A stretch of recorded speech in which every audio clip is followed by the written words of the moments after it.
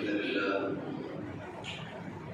لله نحمده ونستعينه ونستغفره ونؤمن به ونتوكل عليه ونعوذ بالله من شرور أنفسنا ومن سيئات أعمالنا من يهده الله فلا مضل له ومن يضلل فلا هادي له وأشهد أن لا إله إلا الله وأشهد أن محمدا عبده ورسوله فإن خير الحديث كتاب الله وخير الهدي هدي محمد صلى الله عليه وسلم وشر الأمور محدثاتها وكل محدثة بدعة وكل بدعة ضلالة وكل ضلالة في النار.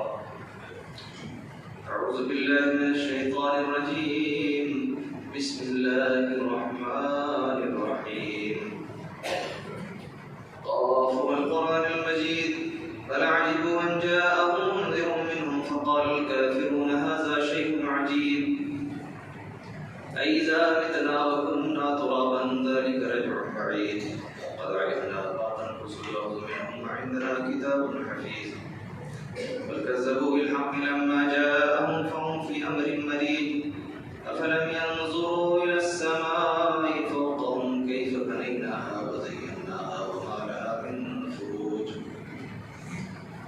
والأرض مددناها وألقينا فيها رواسي وأنبتنا فيها من كل زوج بهيج تبصرة وذكرى لكل عبد منيب ونزلنا من السماء ماء مباركا فأنبتنا به جنات وحب الحصيد والنخل باسقات لها طلع نضيد رزقا للعباد وأحيينا به بلدة ميتا كذلك الخروج كذبت قبلهم قوم نوح وأصحاب الرس وثمود وعاد وفرعون وإخوان لوط وأصحاب الأيكة وقوم تبع كل كذب الرسل بالحق وعيد أفعينا بالخلق الأول بل هم في لبس من خلق جديد.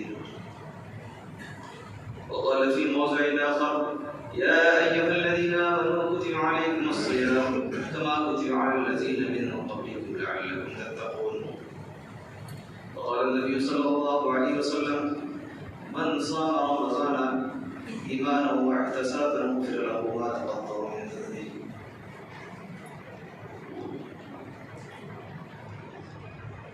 ساری تعریفیں بڑائی بزرگی کبریائی حمد و ثنا تحمید و تقدیس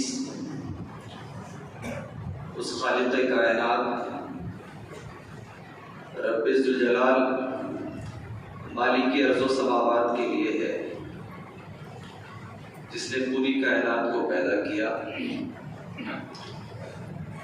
جو ذرے ذرے کا مالک ہے، کائنات کا سارا نظام جس کے حکم کے تابع ہے. بے شمار درود و سلام نازل ہو اللہ کے حبیب ماہر طبیب خاتم النبیین سید المرسلین جناب محمد رسول اللہ صلی اللہ علیہ وسلم پر، جنہیں رب العزت نے پوری کائنات کے لیے سراپا آئیڈیل آدرش اور نمونہ بنا کر کے بھیجا.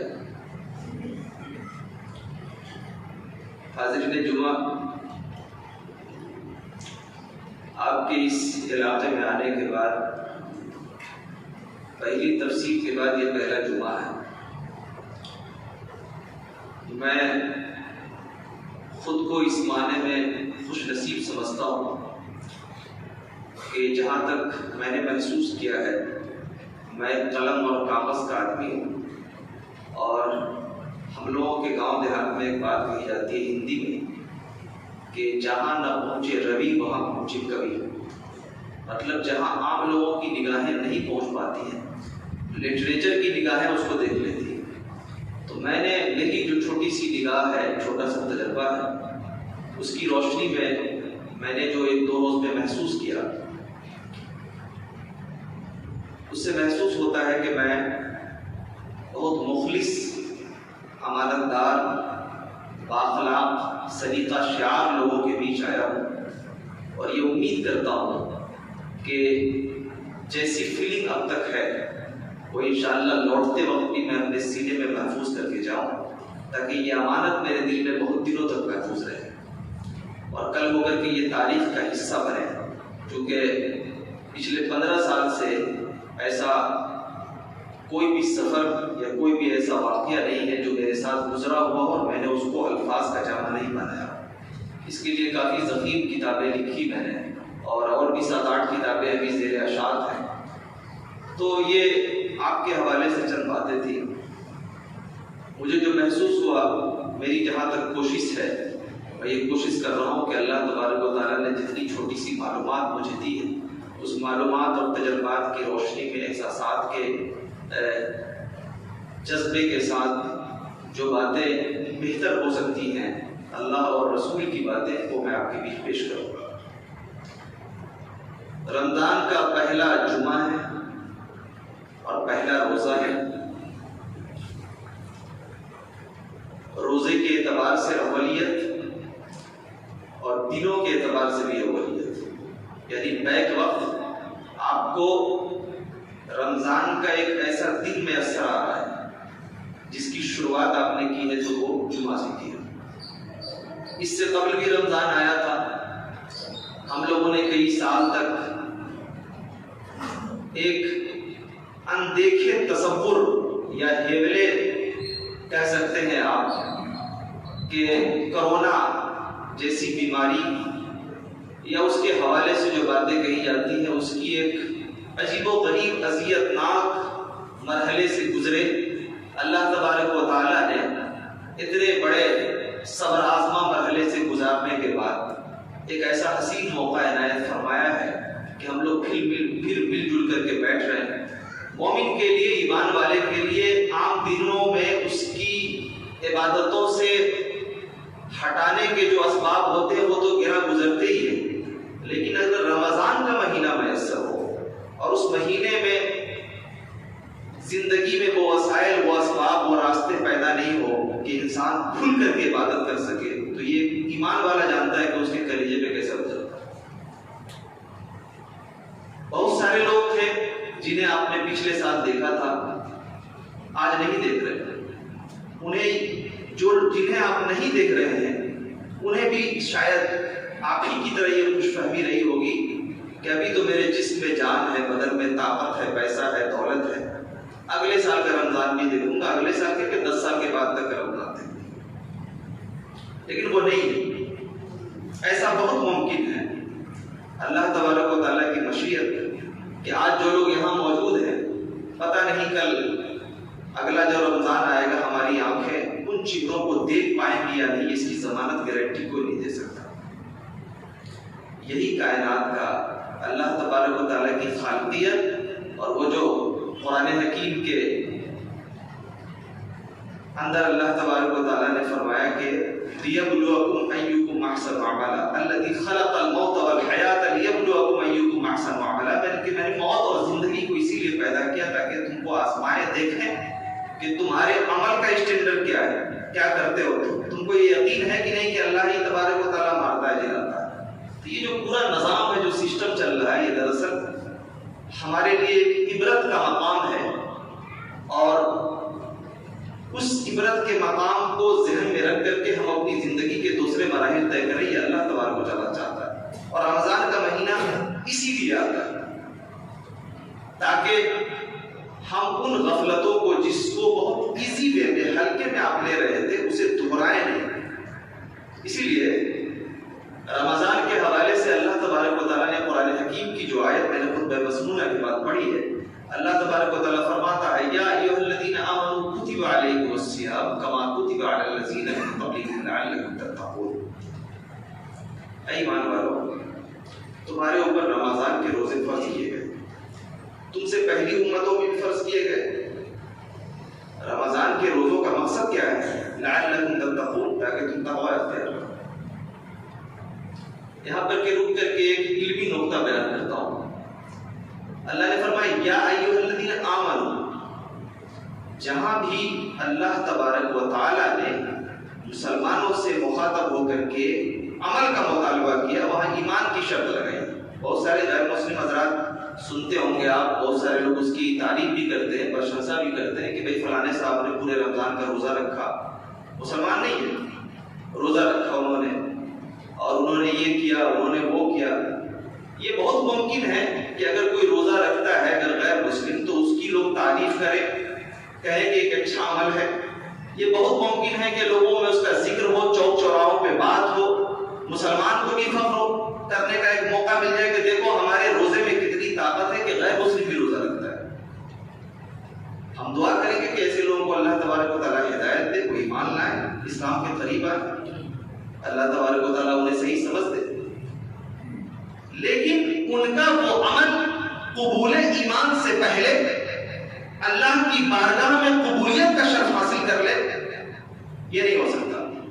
اس کے لیے انٹری جو ہے قبولیت کے لیے، وہ سب سے پہلی چیز ہے وہ ایمان ہے۔ یا آپ یہ کہہ سکتے ہیں کہ اسلام کے نظام حکومت سے مستفید ہونے کے لیے، عمل کے نظام سے مستفید ہونے کے لیے ایمان شرط ہے۔ اگر ایمان نہیں تو پھر عمل صالح کا کوئی بدلہ اللہ کے یہاں نہیں۔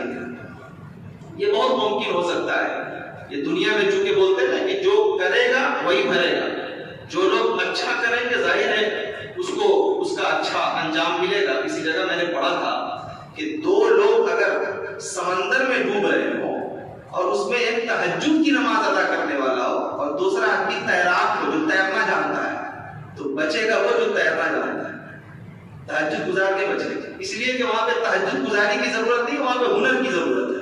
دنیا میں جو لوگ ہنر دکھائیں گے ظاہر ہے وہ بلندی پائیں گے، لیکن جس عمل کی بنیاد پر اللہ کی جنت نصیب ہوگی، اللہ کا تقوی نصیب ہوگا، وہ کون سا عمل ہے؟ اس کے لیے یہ ضروری ہے کہ انسان ایمان والا، بغیر ایمان کے انسان کا جو عمل ہے، اور جہاں جہاں بھی اللہ تبارک و تعالیٰ نے تقوی کی شرط لگائی ہے کہ تقوی اس سے ملے گا تو کو فائدہ ہوگا، وہاں اللہ تبارک و تعالیٰ نے ایمان کا ذکر کیا۔ اچھا، حضرت ابو ذر غفاری رضی اللہ تعالیٰ مشہور صحابی رسول ہے، اللہ کے رسول کے بارے میں فرماتے ہیں کہ رسول اللہ مجھ سے مخاطب ہوئے اور فرمایا اتق اللہ، براہ راست مجھ سے مخاطب، اتق اللہ حیث ما کنت، اللہ سے ڈر، جہاں بھی رہو ڈرتے رہو۔ اس سے ایک نقطہ نکالتا ہوں کہ عام زندگی میں اگر ہم لوگ بات کر رہے ہیں تو اپنے بچوں کو، اپنے سے چھوٹوں کو کوئی غلط راستے پہ جا رہا ہے تو اللہ کا حوالہ دینا چاہیے، ڈر، اللہ سے ڈر۔ ہم لوگ جو روب دکھاتے ہیں نا، روب دکھاتے ہیں کہ میں تجھے یہ کروں گا وہ کروں گا، اگر آپ اس پیار سے کبھی کہیے اللہ کے نام میں اتنی تاثیر ہے کہ سائیکولوجیکل جب کوئی انسان سنتا ہے تو اس کے اوپر ایک خاص قسم کا اثر نمایاں ہوتا ہے۔ اسی لیے نبی صلی اللہ علیہ وسلم کے زمانے میں جب لوگ چھپ چھپ کر کے قرآن کی آیت سنتے تھے نا، سن کر کے ان کے دل کی دنیا بدلنی شروع ہو جاتی۔ اللہ کے رسول نے فرمایا ابو ذر غفاری سے کہ اتق اللہ حیث ما کنت، کہ تم جہاں بھی رہو اللہ سے ڈرو۔ ابھی میں کسی نوجوان سے پوچھوں، آج کل کے نوجوانوں سے، کہ آپ اللہ سے کتنا ڈرتے ہو؟ بولے گا میں اللہ سے ڈرتا ہوں۔ رسول اللہ نے فرمایا جہاں بھی رہو، سفر میں، حضر میں، اکیلے میں، خلوت میں، جلوت میں۔ آج کل جلوت تو چھوڑ دیجئے، نوجوانوں کی خلوتیں اتنی توہم ہیں کہ اگر اس کا تصور کر لیجئے تو ایسا لگتا ہے کہ جیسے اللہ تبارک و تعالیٰ کی زمین پھٹے گی اور اسے اپنے آغوش میں لے لے۔ نہیں دیکھتے آپ، مصروف کر دیا ہے موبائل نے اس قدر، ہم لوگ اپنے گھر میں پرائے کی طرح ہیں، محبتیں ختم ہو گئی، اخلاق ختم ہو گیا، خشیت الہی ختم ہو گئی، بڑوں کا احترام ختم ہو گیا، بچوں میں شفقت کا جذبہ ختم ہو گیا۔ ماں کے درد و سوز میں ڈوبے ہوئے الفاظ جو بچوں کے کلیجے کبھی دہلا دیتے تھے، اس پر بھی توجہ بچوں کی نہیں ہوتی۔ بوڑھے آواز لگا رہے ہیں گھر سے، بیٹا پانی کی ضرورت ہے، پانی کی ضرورت ہے۔ ان نوجوانوں نے اپنے کان میں ایسا مائکرو فون ٹھوس کے رکھا ہوا ہے کہ کوئی آواز اس کو سمجھ میں نہیں آتی۔ ڈر نہیں لگتا اللہ سے؟ کبھی تمہارے اوپر بڑھاپا طاری نہیں ہوگا؟ یہ جو بوڑھے اکیلے میں تمہاری غفلت کی وجہ سے آنکھ سے آنسو نکالتے ہیں، کیا تم سمجھتے ہو ان کے آنسو آئے گا چلے جائیں گے؟ اور شارٹ جملہ ہے، بہت مختصر جملہ ہے، آپ بولیں گے کہ ابھی یہ تو معمولی سی بات ہے۔ قرآن کی کوئی آیت اور حدیث کا ٹکڑا معمولی نہیں ہوتا۔ اگر معمولی سمجھ میں آ رہا ہے تو آپ کو اپنے کلیجے کا امتحان لینا چاہیے۔ میں کوئی نئی بات نہیں بتا رہا ہوں، یہ ہر سال آپ سنتے ہیں، لیکن میں آپ کو بھولا ہوا سبق یاد دلا رہا ہوں کہ اللہ تبارک و تعالیٰ نے، رسول صلی اللہ علیہ وسلم نے کیا احکامات صادر کیے اس کو سمجھیں۔ نوجوانوں کو دیکھیے، روزہ کا مہینہ چل رہا ہے، رمضان جیسا مقدس مہینہ جس کے بارے میں میں نے شروع میں نبی صلی اللہ علیہ وسلم کی حدیث پڑھی کہ من صام رمضان ایمانا و احتسابا غفر له ما تقدم من ذنبه، بڑی مشہور حدیث ہے کہ جس نے ایمان اور احتساب کے ساتھ، ایمان کی پختگی کے ساتھ اور احتساب مطلب اس جذبے کے ساتھ کہ ہم جو غلطی کر چکے ہیں یا ابھی دماغ میں میرے جو چل رہا ہے یہ پھر یہ غلطیاں دہرائی نہ جائیں گی، اس جذبے کے ساتھ اگر کوئی انسان روزہ رکھتا ہے، ایک مقام پر اللہ کے رسول نے فرمایا من قام، صامہ کی جگہ من قامہ بھی، کہ جس نے قیام کیا، تراویح کی نماز پڑھی ایمان اور احتساب کے ساتھ، تو اللہ تبارک و تعالیٰ اس کے گناہ معاف کر دیتا ہے۔ یہ کس کے گناہ؟ جس نے یہ اس مہینے کو پانے کے بعد اپنے دل میں اللہ تبارک و تعالیٰ سے لو لگا کر کے یہ تحیہ کیا کہ اے مولا، تو نے ایک مہینہ جو مجھے عطا کیا ہے یہ معمولی مہینہ نہیں ہے۔ یہ جو جیو کا آفر آتا ہے اور دوسری کمپنیوں کا آفر آتا ہے، یہ بچے دوڑ پڑتے ہیں جلدی جلدی بھروا لو، ریچارج کروا لو، ورنہ یہ اگر سسٹم ختم ہو جائے گا تو پھر ایم بی مہنگا ہو جائے گا اور ریچارج کرانا مشکل ہو جائے گا۔ اللہ تبارک و تعالیٰ کرتا ہے، کہتا ہے کہ ایمان کو بھی ریچارج کر لو، یہ رمضان کا مہینہ ایسا ریچارج کرو کہ پھر تمہارے دل میں کسی بھی قسم کی دوسری کمپنی تم کو گمراہ نہیں کر سکے۔ سمجھ رہے ہیں؟ اللہ تبارک و تعالیٰ کہتا ہے کہ رمضان کا جب مہینہ آیا ہے تو ایمان کے ساتھ، ایمان کی پختگی کے ساتھ، اور جیسا کہ میں نے کہا کہ ایمان کی پختگی کے لیے کون کون شرائط ہے یہ کل میں نے تفصیل میں بیان کیا۔ اگر انسان کے دل میں اللہ تبارک و تعالیٰ کی آخرت کا یقین ہو، اس کو پتہ اندر سے احساس ہو کہ ایک دن ایسا آئے گا کہ ہمیں مرنا ہے، ایمان اللہ تبارک و تعالیٰ کے سامنے حساب و کتاب دینا ہے، تو ظاہر ہے کوئی کام نہیں کرے گا۔ دیکھیں نوجوانوں کی جو راتیں ہیں، رمضان جیسا مہینہ آتا ہے، وہ یہ سمجھتے ہیں کہ صاحب صبح سے لے کر کے شام تک ہم نے بھوک سہ لیا ہے، میرا کام ختم ہو گیا، اس کے بعد پھر بیٹھ کر کے وہ موبائل چلا رہے ہیں، رات میں لوڈو دیکھ رہے ہیں، رات میں تاش کے پتے لیے بیٹھے ہوئے ہیں، کیرم بورڈ لے کر کے بیٹھے ہیں۔ بعض نوجوان تو شہروں میں دیکھتا ہوں کہ پتہ نہیں وہ رمضان کو کیا سمجھتے ہیں، کسی شادی کی پارٹی کا پروگرام سمجھتے ہیں یا کیا سمجھتے ہیں، پوری رات لائٹ جلا کر کے کھیلتے رہتے ہیں کیرم بورڈ۔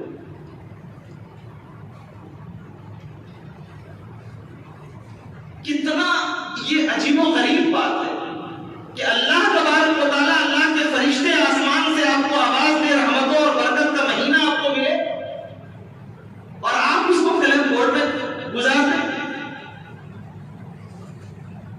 ابھی اگر آرمی کا کہیں پر انٹری ہو رہی ہو اور لوگوں کی بحالی ہو رہی ہو اور کہہ دیا جائے آرمی والے کو، بولتے کہ وہ اگر اس کا افسر بولتے کہ تم کو ابھی 4 گھنٹے تک اس کے اندر صرف اور صرف گھاس اکھاڑنا ہے، کبھی آپ نے آرمی کیمپ میں دیکھا گھاس اکھاڑنے کے لیے دوسری ضروریات کی تھی، وہ 4 گھنٹہ تک ہلے گا نہیں، جیسے ہی وہ ٹیڑھا ہو کر پیچھے سے دھوپ ایسا لگاتا ہے کہ اس کی پوری کھوپڑی ہل جاتی ہے۔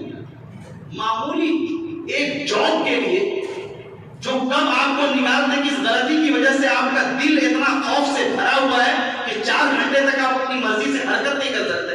اللہ تبارک و تعالیٰ پورے سال میں ایک مہینہ آپ کو دے رہا ہے کہ آپ آؤ مجھ سے قریب ہو جاؤ، اور آپ یوں ہی غفلت میں گزار دیتے ہو۔ یہ جوانی جو دیوانی ہوتی ہے نا، اس جوانی پہ مت اتراؤ۔ تم سے بڑے مضبوط ترین لوگ، آپ نے کبھی WWE کے بارے میں سنا ہوگا، بہت سارے ایسے لوگ ہیں جن کے جسم اور قوت کا شہرہ پوری دنیا کے اندر، اور ایسے لوگوں کو دیکھا گیا کہ اچانک لڑتے لڑتے اس کو ہارٹ اٹیک آیا اور بیچ رن کے اندر گر گیا۔ یہ تو زندگی ہے۔ اس لیے جوانی کو دیوانی مت بناؤ، یہ جوانی بڑی انمول ہے۔ ایک مقام پر جہاں پر اللہ کے رسول نے فرمایا کہ اللہ تبارک و تعالیٰ کی بارگاہ میں یہ رمضان اور قرآن سفارش کرے گا. تو اس میں یہ کہا گیا کہ رمضان یہ کہے گا کہ اے اللہ، اے مولا، اس نے میری وجہ سے اپنے اوپر حلال چیز کو بھی حرام کر لیا. اس کے لیے وہ چیزیں حرام تھی لیکن اس نے اپنے خواہشوں پہ کنٹرول کیا، خواہشات کو دبایا. فلسفہ کیا ہے؟ فلسفہ یہ ہے کہ ایک مقام پر اللہ کے رسول نے فرمایا کہ جہنم کو چاروں طرف سے خواہشوں سے گھیر دیا گیا. یعنی جب انسان خواہشوں کا غلام بنتا ہے تو وہ جہنم سے قریب ہو جاتا ہے، جب وہ خواہشوں کو اپنے پیر کے جوتی کے نوک پہ رکھتا ہے تو وہ جنت سے قریب ہو جاتا ہے. اور جہاں پر قرآن کا ذکر ہے، قرآن کیا کہے گا پتہ ہے آپ کو؟ اے اللہ، اے مالک کونو مکان، رمضان کا مہینہ آیا، لوگ سحری کھانے سے پہلے سو رہے تھے، افطار کرنے کے بعد عبادتوں سے فارغ ہونے کے بعد سو رہے تھے، لیکن اے اللہ تیری تلاوت نے اسے جگائے رکھا.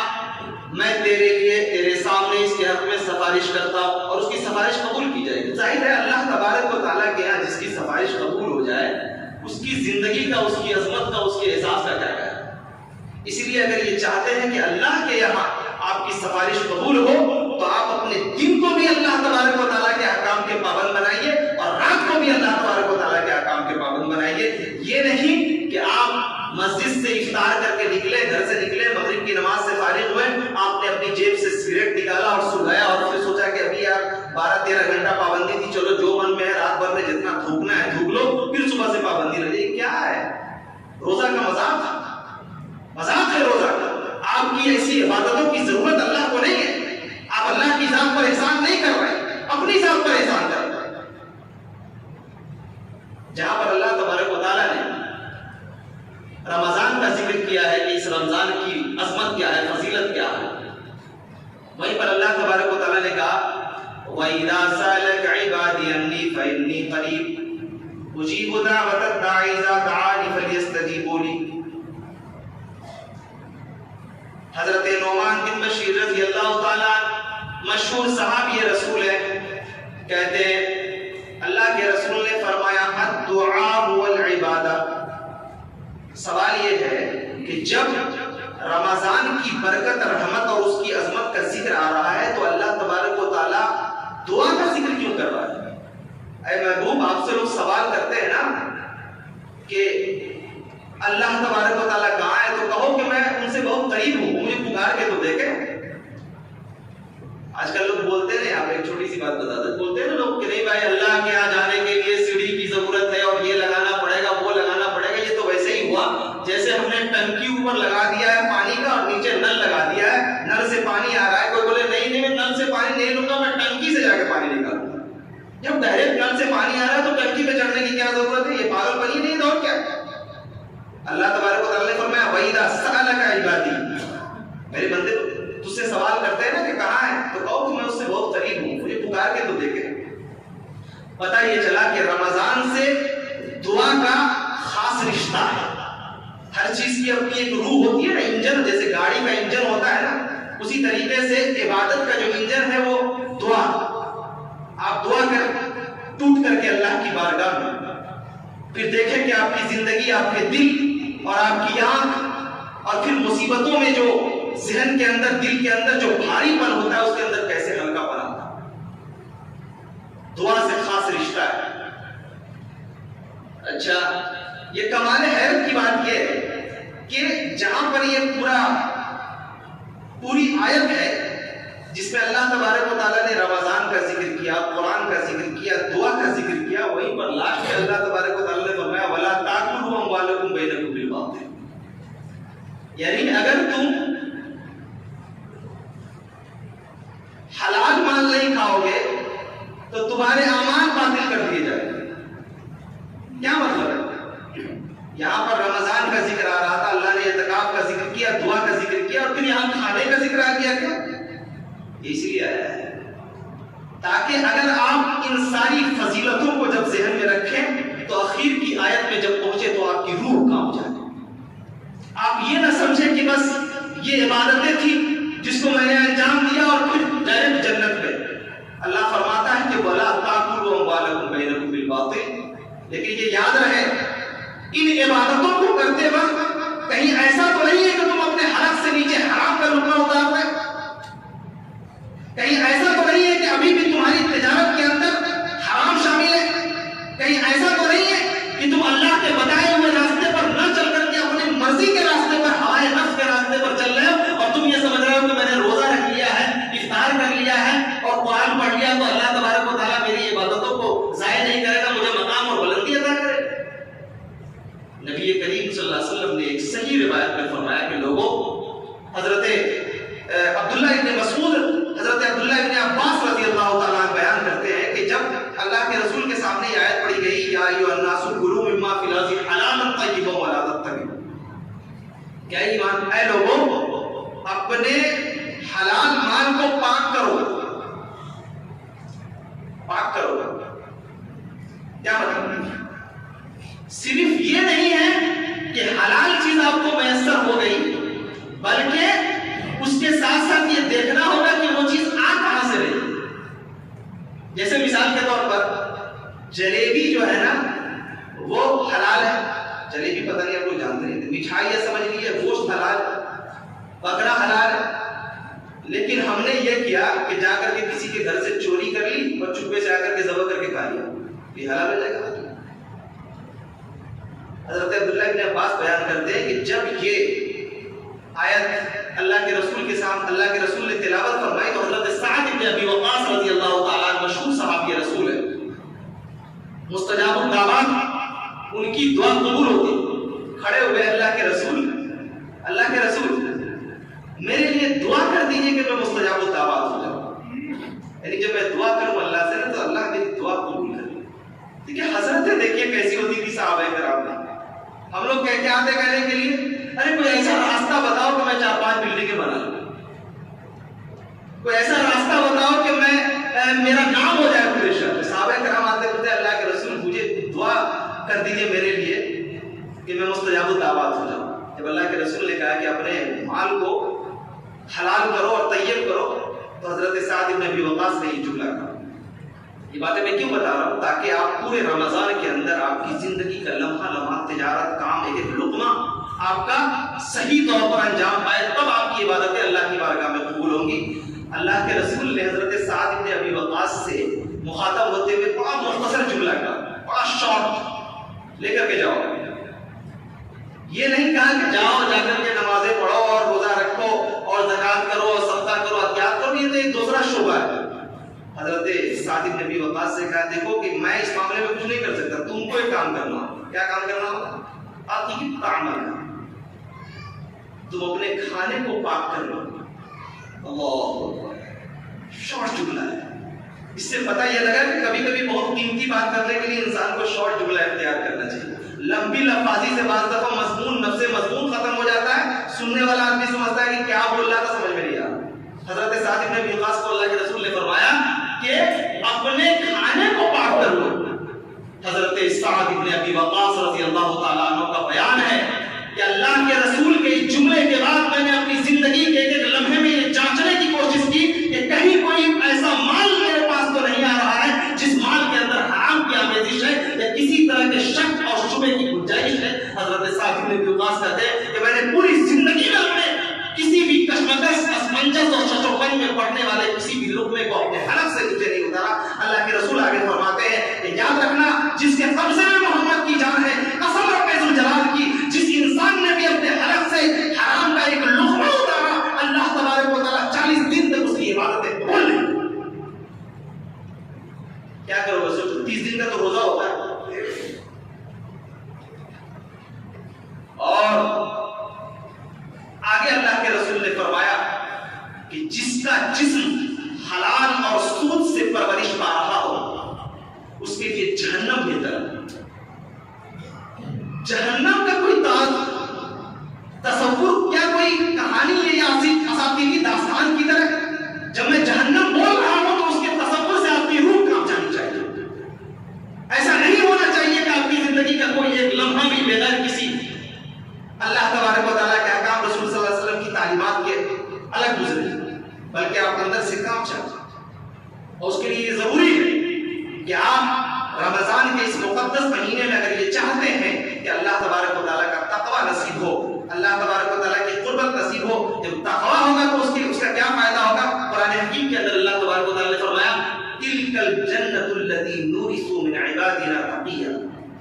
اللہ فرماتا ہے کہ جب تم تقوی اختیار کرو گے نا تو تمہیں جنت کا وارث بنا دیں. ایک علمی نقطہ بتاؤ آپ کو، جنت کا وارث بنا دیں. یہ نہیں کہا کہ تقوی کے بدلے جنت دے دیں گے، وارث بنا دیں گے. وارث جانتے ہیں کس کو بولتے ہیں؟ آپ کو تو پتا ہے. باپ اگر انتقال کر گیا، بیٹے کو وارث بنا دیا، بیٹا اس کا وارث ہوتا ہے. اس میں کوئی کسی کام کی اجرت نہیں ہوتی ہے، بیٹا کافی ہے، فری میں اس کو دے دیا گیا. یعنی اگر آپ عبادت کرتے ہیں اس کے باوجود بھی اس گمان میں نہ رہے کہ اللہ تبارک و تعالیٰ کی جنت ہمارا انتظار کرے، بلکہ اللہ تبارک و تعالیٰ کی مہربانی اگر شامل ہو تب جا کر کے اللہ کی جنت آپ کو نصیب ہوگی. اس لیے اللہ نے فرمایا کہ تِلْكَ الْجَنَّةُ الَّتِي نُورِثُ مِنْ عِبَادِنَا تَقِيًّا، کہ میں تجھے جنت کا وارث بناؤں گا. یہ مت سمجھ اپنی عبادتوں پہ اکڑ کر کے کہ ہم نے بہت بڑا کام انجام دے دیا. اس سلسلے میں مزید آگے جمعے میں گفتگو کروں گا کہ عبادتوں پہ اترانا یا عبادتوں کو بہت بڑا سمجھنا اپنے آپ میں یہ ہماری غلط فہمی ہے. اللہ تبارک و تعالیٰ کی عنایتیں جب تک نہ ہو، عبادتوں کے باوجود اللہ کی عنایت، اس کی رحمت، اس کی برکت اور اس کی قربت کی دعا کرنی چاہیے. انسان کو سجدے میں رکھ کر کے کیوں نہیں؟ حضرت عائشہ کی وہ روایت آپ کو شاید معلوم ہوگی، فرماتی ہے اللہ کے رسول یوں سجدے میں سر رکھ کر کے بعض دفعہ اور نماز کی حالت میں روتے تھے جیسے لگتا تھا کہ ہانڈی سے آواز آ رہی ہے.